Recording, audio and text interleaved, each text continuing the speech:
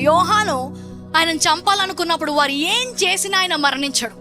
మసులుతున్న వేడి నూనెలో పడినా కూడా ఆయన శరీరానికి ఏమీ కాకుండా అలాగే బయటకు వస్తాడు. ఏం చేయలేక పద్మాసు అనే దీవిలో పడేస్తారంట.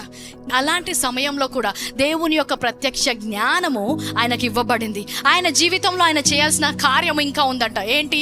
ప్రకటన గ్రంథములో ముందున్న రాబో సంగతులు సంఘానికి ఆయన రాయాలి. అది రాసేంత వరకు ఎలాంటి శ్రమలు పెట్టినా కూడా యోహాను మరణించడు.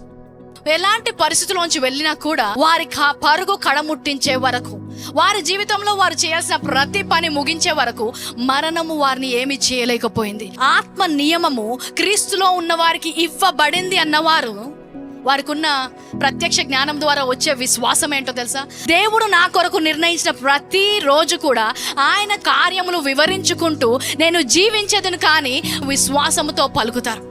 ఈరోజు ఈ ప్రత్యక్ష జ్ఞానం వస్తుండగా నేను దేవుని యొక్క సాక్షిగా జీవించి అన్ని ముగించి మరణిస్తాను అని. హల్లెలూయా. పౌలు ఎలాగైతే రాశాడో, నా పరుగు కడముట్టించాను, ప్రతి ఒక్కరి సాక్ష్యం అలాగ ఉండును గాక.